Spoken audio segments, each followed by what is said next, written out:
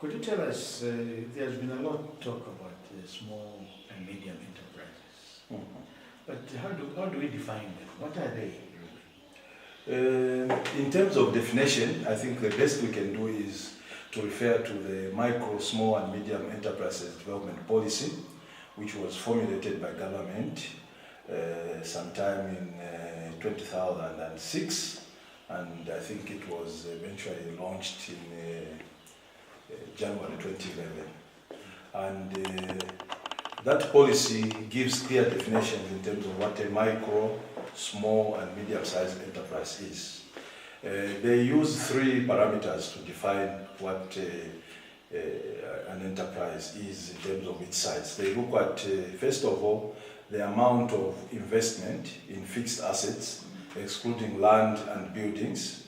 That's one parameter. The second parameter is they look at the number of employees that an enterprise has actually employed. And then the third one is the annual sales turnover.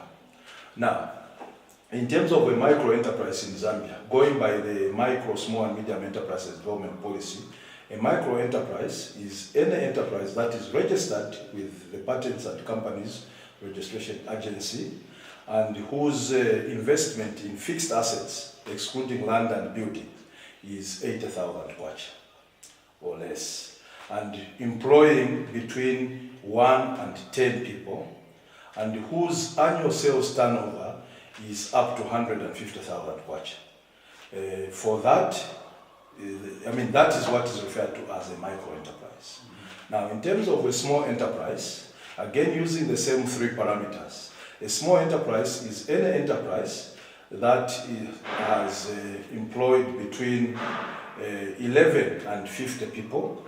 That's part number one. Part two, it has an annual sales turnover of between 151,000 and 300,000 per year.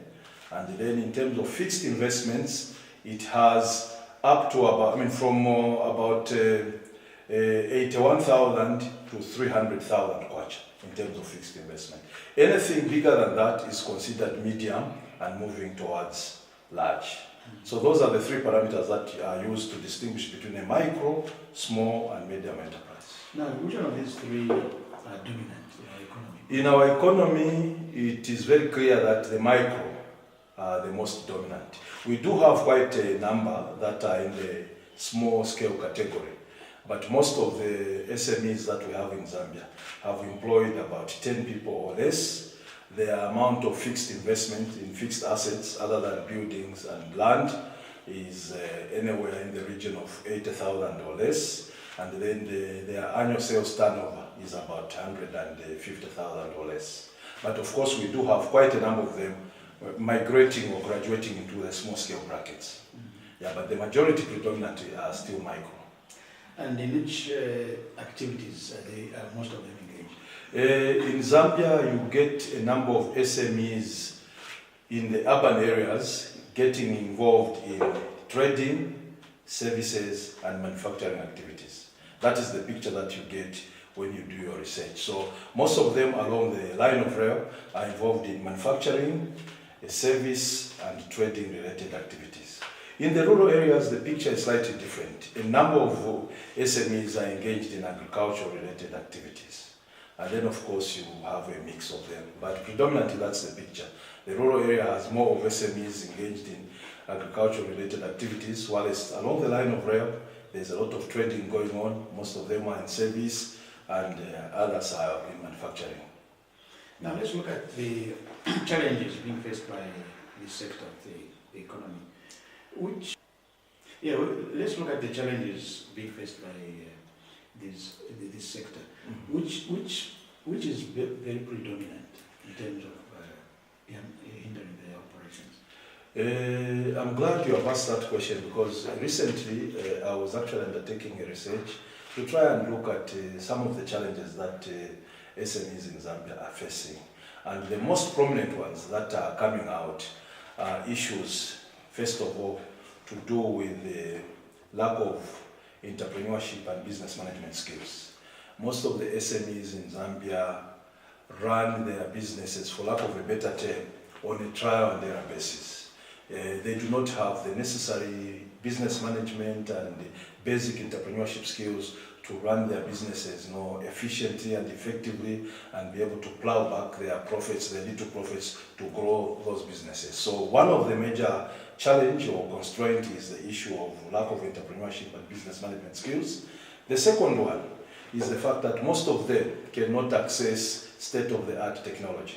So what that means is that they are using outdated or obsolete technology, which translates equally into substandard products and services which cannot appear on the market.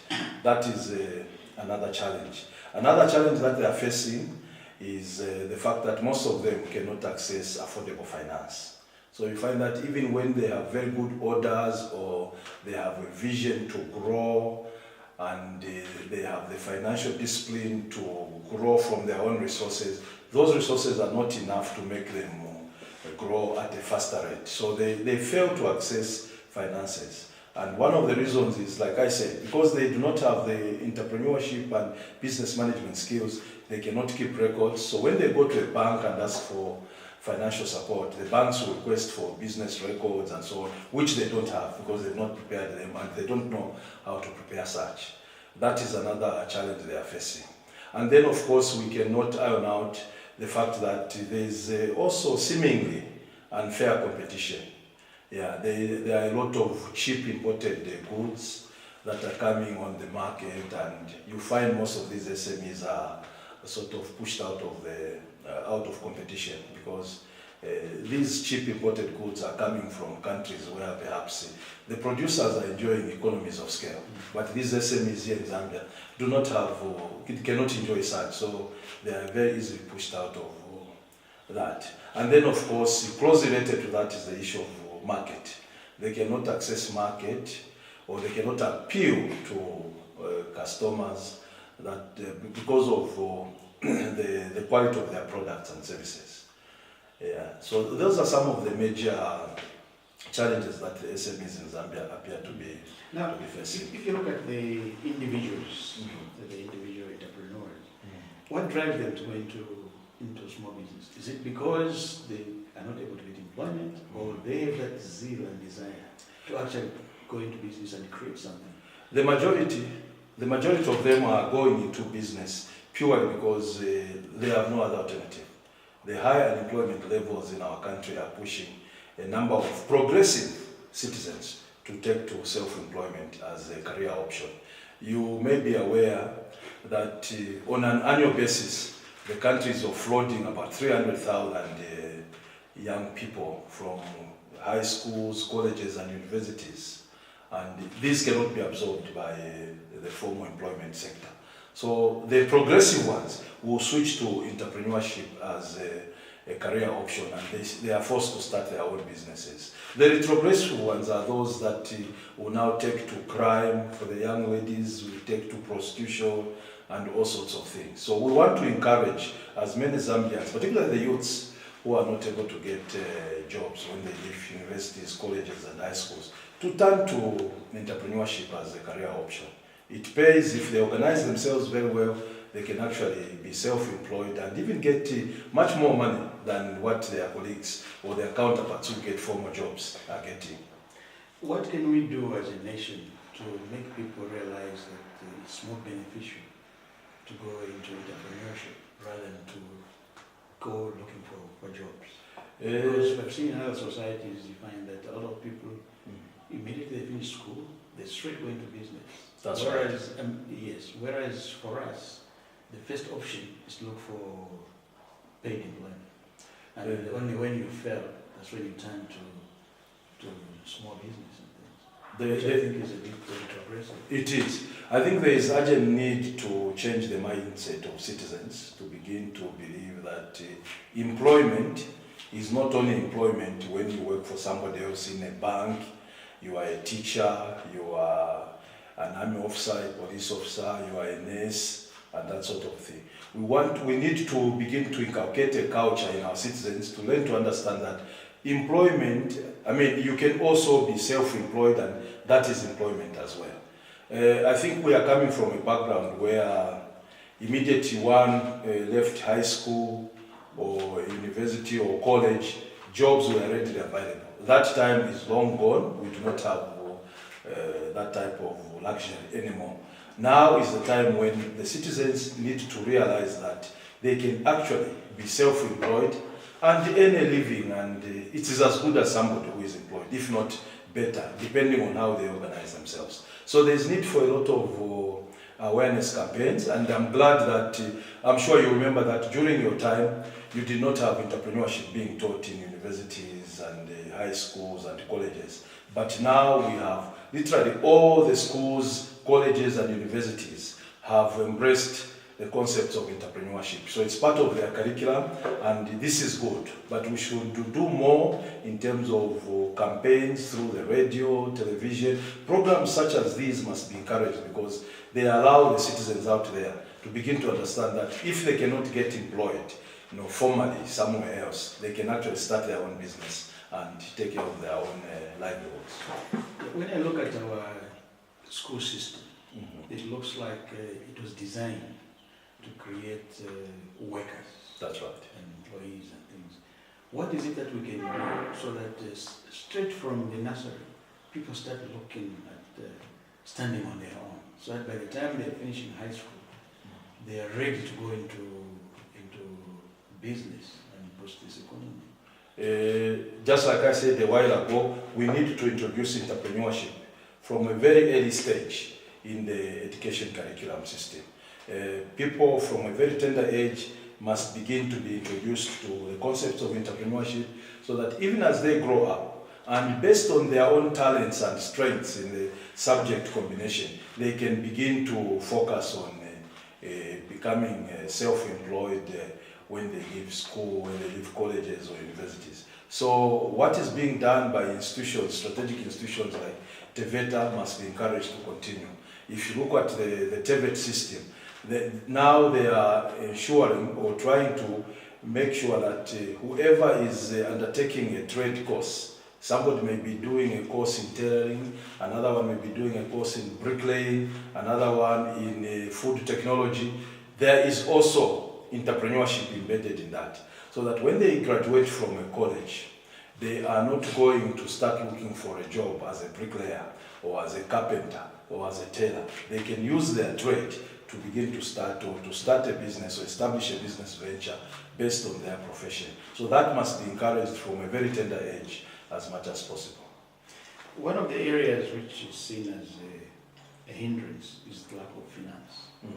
And a lot of studies have been done on Zambia, and that has been seen as one of the major hindrances to the development of the sector. How can where is the problem? Is the problem with the banking system? And know that there are a lot of initiatives which have been put in place to provide either guarantees or specialized finance, but that doesn't seem to be stimulating this sector. What is the actual problem in the financing area? Apart from the issue raised about lack of knowledge in handling money and getting the right books, but I think the problem might be bigger. The actual access to cash itself doesn't seem to be available when people walk to a bank to get any money. First of all, it looks like the banks concentrate on what you have to back up in terms of security and things, rather than looking specific. Because there's no way, I'm sure, where somebody can go with a brilliant idea to a bank and they say, yeah, we'll finance this, without him having a house or whatever. What's your comment? First of all, I think the Bankers Association of Zambia should begin to look at this issue very, very seriously and find a way of making finances readily, in fact, affordable finances readily available to people that are going into or intend to start businesses. We have a situation where commercial banks and even these microfinance institutions are lending out money to citizens, but they are not lending out the money to entrepreneurs. If you and I are employed by CBC and the human resources manager at CBC writes a letter to the bank to say this person is employed by CBC, that person will immediately be given a loan. And that loan is not being used to start a small business. The loan will be used to buy a television set, a double-door fridge, a used car from Japan. So these finances are not being used for investment but for consumption, and that is wrong. If you go to most of these institutions, you will see that the majority of the people who are on the list of loanees are actually not entrepreneurs but employees of various organizations. We need to change that setup and allow as many entrepreneurs as possible to actually borrow. The second thing is to begin to look at other forms of collateral that are much more practical and appealing to SMEs. If I'm an SME and I want a small piece of machine that can produce popcorns, for instance, or I can produce mango juice from mangoes, let the same machine become collateral. In other words, that machine will remain the property of the financier until I've paid back the money. That way, you encourage as many entrepreneurs as possible to borrow. But where you insist on these entrepreneurs presenting, I know that SMEs by their nature have a serious challenge, but I think financial institutions must find means and ways of mitigating against the risk of lending to SMEs by the same type of collateral that I'm suggesting, where if I'm trying to apply for a loan to get a machine, that piece of machine becomes collateral itself. In other words, if I fail to pay back, they can grab that piece, recondition it and sell it to the next person, other than asking me to pledge, my house as collateral, then I present title deeds and so on. I think that is what is discouraging a number of SMEs from borrowing. And then another thing that we need to look at critically is to encourage these SMEs to learn to understand that there are other sources of finance. And this has a lot to do with the discipline in the entrepreneur himself or herself. There are a number of people who have grown from their own resources by just plowing back the little profits that they make. They will start with, for instance, 100 beds if they are doing pottery. And the next time you go to them, they are doing 150 from their own resources. You go to them 3-4 months later, they are now doing 300 beds. Next time, 400 beds, growing from your own resources. There are a number of SMEs who, if they were properly trained and mentored or coached, can actually use their own resources to begin to grow their businesses. Those must be explored as much as possible. Let us look at the area of technology. What do you think is the, or let me put it this way, our small entrepreneurs innovative enough to come up with new ideas and utilize the existing technologies which are coming, especially now that we're in the information age? Because what I noticed is that we're still doing the basic businesses we used to do when I was a small boy. It's still bricklaying, it's still tailoring, but the world has moved on. That's right. It's now into high tech and things, but we don't seem to be heading that way. What is obtaining currently is that because of a lot of competition, a number of SMEs are now being forced to survive. And because of that survival instinct, they are becoming very, very innovative, beginning to identify ideas of working together with the entrepreneurs who are running similar businesses, teaming up, pulling their resources together to be able to acquire state-of-the-art technology. Of course, the rate at which this is happening may not be as impressive as one would want it to be, but at least we are beginning to see a lot of entrepreneurs beginning to be very innovative and creative because of competition. So competition is forcing them to do quite a number of things. Take for instance, here in Lusaka, if you go to these young men who are doing panel beating and spray painting, they have realized that it is very difficult for any one of them in their individual capacities to organize pieces of machinery that will make them acquire a nice gun for spray painting and so on. So they are beginning to team up, forming informal cooperatives or loose alliances which are beginning to add value to their businesses. That must be encouraged. I think government must come in and help these entrepreneurs to form cooperatives, to form business associations that will make them actually pool resources and be able to acquire the state-of-art technology which will help them to improve their businesses. So there's something happening along those lines, but it needs to be stimulated further. Government has to play a role in triggering this process through strategic organizations like the National Technology Business Center, through strategic institutions like the Technology Development and Advisory Unit at UNZA. They can begin to see how best they can help SMEs to become more innovative and creative and contribute more positively to national economic development. Now, if we look into the future, what is it that you see in terms of small and medium enterprise development? Where do you think it will be, let's say, in the next 10 years? I have always said, when I have an opportunity to, that countries in the so-called tiger economies, like Malaysia, Indonesia, Taiwan, Singapore, including China and India, are what they are because of the contributions made by micro, small and medium enterprises. I see ourselves moving in that direction, but what is crucial is the fact that a government, through its different agencies like the Zambia Development Agency, the Citizens Economic Empowerment Commission, the Zambia Public Procurement Authority, and many others, can come up with programs and activities designed to actually bring out the best out of these SMEs. I know that programs are already in place, but perhaps where the issue is implementation. Yeah, we have a number of strategic organizations that have been put in place to support the development of small businesses, but I think on one hand they are not getting as much budgetary allocation as they ought to, and that is hindering the growth of this sector. But I see a different Zambia in the next 10-15 years that will have vibrant SMEs that can contribute a great deal to the development of this country. When you look at SMEs from an individual point of view, you may not see or feel their impact. But if you aggregate them, if you look at the number of jobs that have been created by SMEs, very, very huge.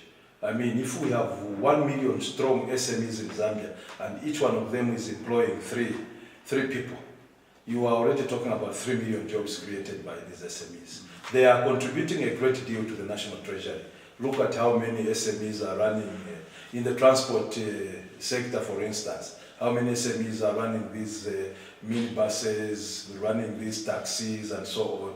All of them know at one point or the other have to pay for the road license, or is it the road tax, and so on. So they are contributing a great deal. All we need to do is find a way of just nurturing them, mentoring them, so that they get to the right development levels and contribute positively to our national economic development. Well, Mr. Matoka, thank you very much for talking to us. It was my pleasure, sir. Thank you. Okay.